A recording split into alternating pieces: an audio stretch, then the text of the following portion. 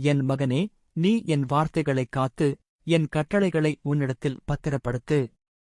என் கட்டளைகளையும் என் போதகத்தையும் உன் கண்மணியைப் போல் காத்துக்கொள், அப்பொழுது பிழைப்பாய்.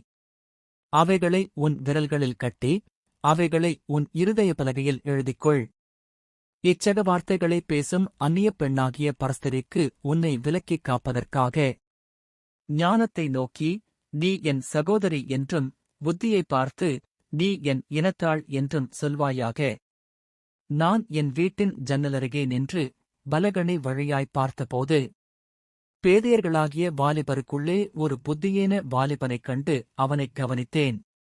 அவன் மாலை மயங்கும் அஸ்தமன நேரத்திலும், இரவின் இருண்ட அந்தகாரத்திலும், அவள் இருக்கும் சந்துக்கடுத்த தெருவில் சென்று, அவள் வீட்டு வழியாய் நடந்து போனான். அப்பொழுது இதோ, வேசியின் ஆடையாபரணம் தரித்து தந்திரமனமுள்ள ஒரு ஸ்திரீ அவனுக்கு எதிர்ப்பட்டாள். அவள் வாயாடியும் அடங்காதவளுமானவள், அவள் கால்கள் வீட்டிலே தரிக்கிறதில்லை. சிலவேளை வெளியிலிருப்பாள், சிலவேளை வீதியிலிருப்பாள், சந்துகள் தோறும் பதிவிருப்பாள். அவள் அவனைப் பிடித்து முத்தஞ்செய்து, முகம் நாணாமல் அவனைப் பார்த்து, சமாதான பலிகள் என்மேல் சுமந்திருந்தது, இன்றைக்குத்தான் என் பொருத்தனைகளை நிறைவேற்றினேன்.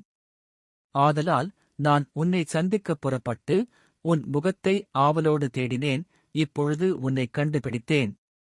என் மஞ்சத்தை இரத்தின கம்பளங்களாலும், எகிப்து தேசத்து விசித்திரமான மெல்லிய வஸ்திரங்களாலும் சிங்காரித்தேன். என் படுக்கையை வெள்ளைப்போளத்தாலும் சந்தனத்தாலும் இலவங்கப்பட்டையாலும் வாசனை கட்டினேன்.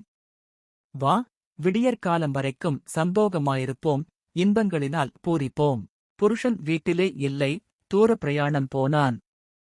பணப்பையைத் தன் கையிலே கொண்டு போனான், குறிக்கப்பட்ட நாளிலே வீட்டுக்கு வருவான் என்று சொல்லி, தன் மிகுதியான இனிய சொற்களால் அவனை வசப்படுத்தி, தன் உதடுகளின் மதுர வாக்கினால் அவனை இணங்கப் பண்ணினாள். உடனே அவன் அவள் பின்னே சென்றான், ஒரு மாடு அடைக்கப்படும்படி செல்வது போலும், ஒரு மூடன் விலங்கிடப்பட்டு தண்டனைக்குப் போவது போலும்.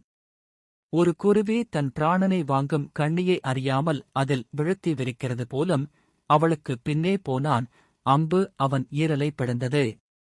ஆதலால் பிள்ளைகளே, எனக்குச் செவி கொடுங்கள், என் வாயின் வார்த்தைகளைக் கவனியுங்கள்.